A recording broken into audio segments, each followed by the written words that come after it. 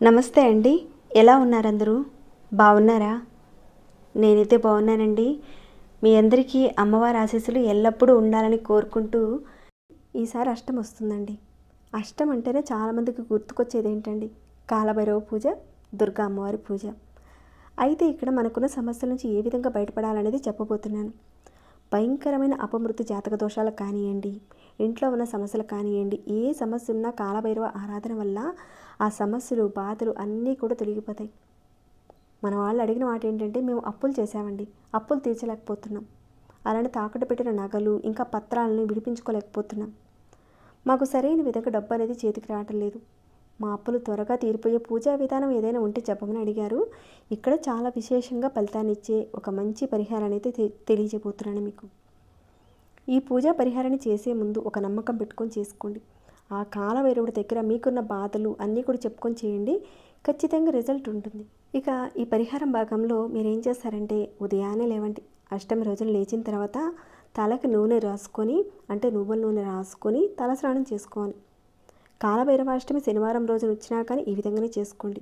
రాసుకోవచ్చా శనివారం రోజున తలకి నువ్వుల నూనె అని మీకు ఒక డౌట్ కూడా రావచ్చు. అలాంటిది ఏమీ లేదండి, చక్కగా రాసుకొని తలస్నానం చేసుకోవాలి ఈ అష్టమి రోజున. అయితే వీడియోని అయితే మీరు స్కిప్ చేయకుండా చూస్తూ ఉండండి. ఎక్కడ స్కిప్ చేసిన ఏదో ఒక పాయింట్ మీరు మిస్ అవుతారండి. చాలా విషయాలు ఉన్నాయండి చెప్పే విషయాలు. స్కిప్ చేయకుండా చూస్తూ ఉండండి. ఇంకా లైక్ చేయకుండా ఉంటే ఒక లైక్ ఇవ్వండి.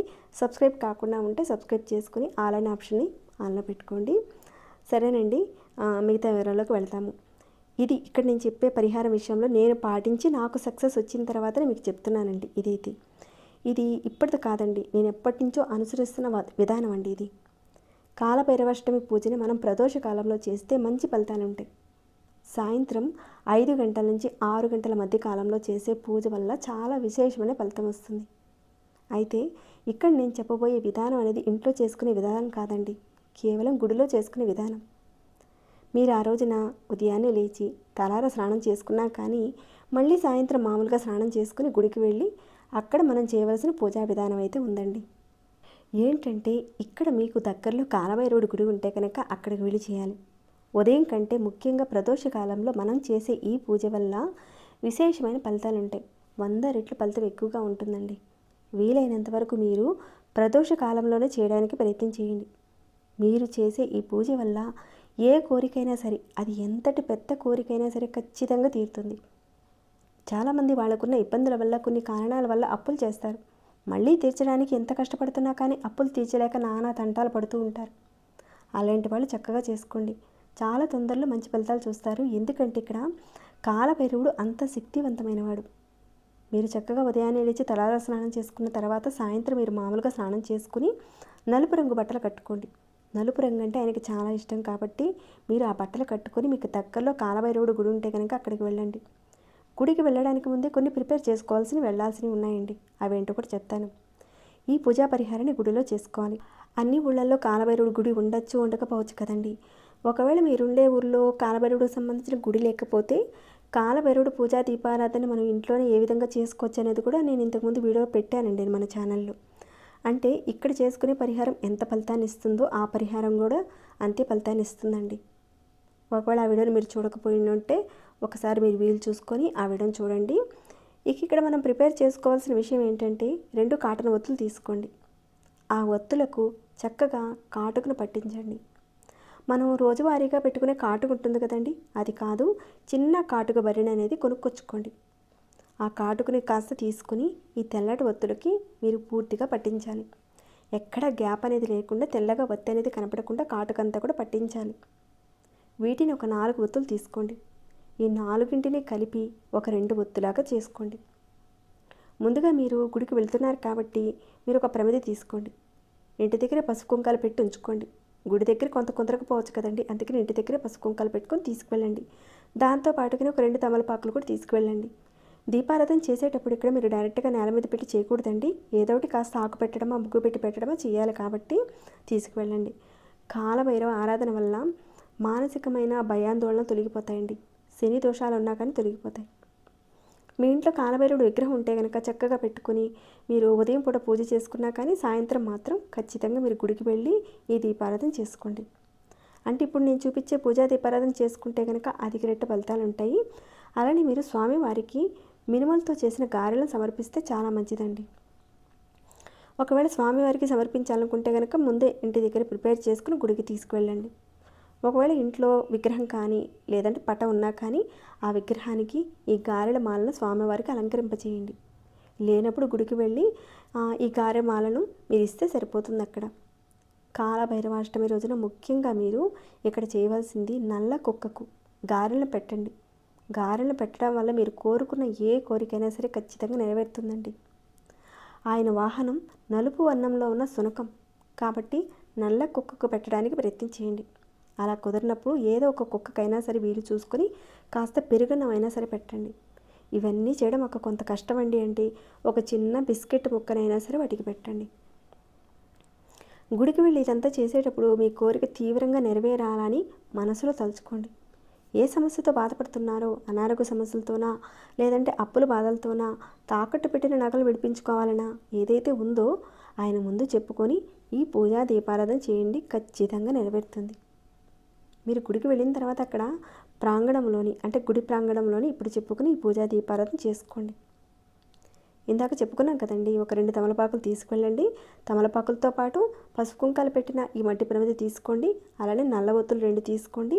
దీపారాధన కోసం వేప నూనెను కాస్త చిన్న బాటిల్లో తీసుకువెళ్ళండి. తీసుకువెళ్ళిన నూనెను మాత్రం ఇంటికి తెచ్చుకోకుండా సరిపడా తీసుకువెళ్ళండి. అక్కడికి దీపారాధనకు తీసుకువెళ్ళిన ఆ నూనెను మళ్ళీ మనం ఇంటికి మాత్రం తెచ్చుకోకూడదండి. సరిపడా తీసుకువెళ్ళండి. వేప నూనెతో దీపారాధన కష్టమైతే ఆప్షన్గా మీరు ఆముదంతో కూడా చేయొచ్చండి. ఖచ్చితంగా మీరు వేప నూనెతోనే దీపారాధన చేయడానికి చూడండి. ఇక కుదిరిన పక్షంలో మీరు ఆముదంతో చేసుకోండి. మన కోరికలు తీరాలంటే వేప నూనెతో కానీ ఆముదంతో కానీ చేసుకుంటే చాలా అద్భుతమైన ఫలితాలు ఉంటాయండి. శక్తివంతమైన దేవతల దగ్గర అంటే కాళికామాత అలానే కాలభైరవుడి దగ్గర మనం ఆముదంతో కానీ వేప నూనెతో కానీ దీపారాధన చేసుకుంటే పవర్ఫుల్గా ఉంటుందండి. మన కోరిక తొందరగా తీరడానికి చాలా అద్భుతమైన దీపారాధన ఇది. మీరు పొరపాటున ఆముదంతో దీపారాధన మాత్రం ఇంట్లో వెలిగించకండి. ఆ పవర్ని అంటే ఆ శక్తిని మనం తట్టుకోలేము. ఆముదంతో చేసే దీపారాధన గుడిలోనే చేసుకోవాలండి. ఇక మీరు దీపారాధన చేసేటప్పుడు మీరు ధర్మబద్ధమైన కోరిక కోరుకొని చేస్తేనే ఫలితం ఉంటుంది. ఇక మీరు పొట్టు తీయని నల్ల మినుములను కూడా మీరు తీసుకెళ్ళండి అక్కడికి. ఇలా ఇవన్నీ కూడా మీరు ప్రిపేర్ చేసుకుని మీరు దేవాలయానికి వెళ్ళి అక్కడ ప్రాంగణంలో కానీ లేదా మీకు ఎలా కుదిరితే అక్కడ చక్కగా కూర్చొని తమలపాకులు పెట్టి ఆ తమలపాకుల మీద ప్రమిది పెట్టి ఆముదం కానీ లేదంటే వేప నూనె కానీ వేసి నల్ల ఒత్తులు వేసి దానిలో మీరు ఒక 5-6 మినప గింజలను వేసి దీపారాధన చేసుకోవాలి. చేసుకున్న తర్వాత స్వామివారికి నీలిరంగు పువ్వులను పెట్టండి. అంటే శంకు పూలు ఇలాంటివి ఉంటాయి కదండి, వాటిని పెట్టండి. ఎందుకంటే స్వామివారికి నీలి రంగన్నా నలుపు రంగన్నా కానీ ఆయనకి ఇష్టం. కుదిరితే పెట్టండి. ఒకవేళ నీలిరంగు పువ్వులు మీకు అందుబాటులో లేకపోతే మీకు ఏవైతే ఉన్నాయో వాటిని పెట్టండి. అలానే అక్కడే కాస్త నైవేద్యంగా ఒక చిన్న బెల్లం ముక్కను ప్రసాదంగా పెట్టండి ఆయనకి. ఇక ఆ రోజున మీరు గుళ్ళో కాలభైరవుడికి మీ పేరు మీద అభిషేకం చేయించుకోవడానికి చూడండి. కోరికలు జటిలమైనప్పుడు అభిషేకం చేయించుకుని గుడిలో పూజారికి మీకు తోచినంత తాంబూల దక్షిణ ఇవ్వండి. మీరు గుర్తుపెట్టుకోవాల్సిన విషయం ఒకటండి. గుడికి వెళ్ళి మనం చేసే ఈ పూజా దీపారాధన అంతా కూడా ప్రదోష కాలంలో అంటే 5 గంటల నుంచి 6 గంటల లోపు చేసుకోవాలి. ప్రతి అష్టమి నెలలో వచ్చే ప్రతి కాలాష్టమి రోజున కాలభైరవుడికి దీపారాధన చేసుకుని పూజ చేసుకుని అభిషేకం చేయించుకోండి. అలానే ఈ రోజున మీరు ఉపవాసం ఉండి ప్రదోష కాలంలో పూజ చేసుకోండి. ఎక్కడైతే మీరు దీపారాధన చేసుకుని పూజ చేసుకుంటారో మీరు అక్కడే కూర్చొని అంటే ఆలయ ప్రాంగణంలోనే మీరు కూర్చొని కాలభైరవాష్టకాన్ని పఠించండి. అలానే కాలభైరవ దశనామ స్తోత్రం మనకి నెట్లో కూడా ఈజీగానే దొరుకుతుందండి. దాన్ని చక్కగా మీరు పఠించండి. లేదా కాస్త వింటూ మీరు పూజ చేసుకోండి. నోరు తిరగని వాళ్ళు అలానే అందరూ చక్కగా చదువుకునే ఒక చిన్న మంత్రాన్ని కూడా ఇక్కడ నేను చెప్తానండి. ఈ మంత్రాన్ని మీరు ఒక 108 సార్లు చదువుకోండి. ఈ మంత్రాన్ని డిస్క్రిప్షన్ బాక్స్లోను అలానే కామెంట్ బాక్స్లో కూడా నేను పిన్ చేసి ఇస్తాను. ఒకసారి చూడండి. స్క్రీన్పై కూడా ఇస్తాను చూడండి. కాలభైరవుడి గుడిలో ఇప్పుడు చెప్పిన విధంగా దీపారాధన చేసుకోండి. అభిషేకం చేసుకోండి. నల్ల కుక్కకి బిస్కెట్ పెట్టండి. లేదంటే ఏదైనా ఆహార పదార్థం అంటే గారెలు కానీ పెరుగన్నం కానీ పెట్టండి. ఇలా చేసుకుని గుడి ప్రాంగణంలో ఈ అష్టోత్తరాలు కనుక పఠిస్తే అద్భుతమైన ఫలితాలు ఉంటాయండి. ఒక నమ్మకం పెట్టి చేయండి. ఖచ్చితంగా రిజల్ట్ మీరు చూస్తారు. జాతకంలో జాతక దోషాలు తొలగించుకోవడానికి వాళ్ళ దగ్గరికి వీళ్ళ దగ్గరికి వెళ్ళి డబ్బులు వేస్ట్ చేసుకునే దానికంటే ఈ కాలభైరవాష్టమి రోజున నేను చెప్పిన ఈ పూజా దీపారాధన విధానాన్ని మీరు చేసుకోవడం వల్ల ఎలాంటి జాతక దోషాలు ఉన్నా కానీ తొలగిపోతాయి.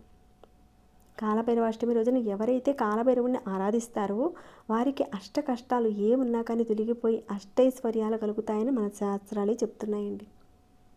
తప్పకుండా చేసుకొని మీరందరూ కూడా లాభం పొందాలని నేను కోరుకుంటున్నాను. నాకు తెలిసిన నేను చేసుకునే విధానాన్ని మీకైతే తెలియజేశానండి. ఈ పరిహారం మీకు ఉపయోగపడి నచ్చినట్లయితే ఒక లైక్ ఇవ్వండి. అలానే మీలానే సమస్యలు ఉన్నవారు ఈ పరిహారాన్ని చేసుకుని వారు బాగుండాలని మీరు కోరుకునేవారు తప్పకుండా షేర్ అండ్ లైక్ ఇవ్వండి. అలానే మన ఛానల్ని కొత్తగా చూస్తుంటే సబ్స్క్రైబ్ చేసుకుని కింద రెడ్ కలర్ సబ్స్క్రైబ్ బటన్ ఉంటుంది కదండి, దాన్ని క్లిక్ చేసుకుని పక్కనే బెల్ ఐకాన్ ఉంటుంది కదండి, దాన్ని ఖచ్చితంగా యాక్టివేట్ చేసుకోండి. సరేనండి, ఈ వీడియోని అయితే ఇంతటితో ముగిస్తున్నాను. మరొక భక్తి వీడియోలో మళ్ళీ మిమ్మల్ని కలుసుకుంటాను. అంతవరకు సెలవు.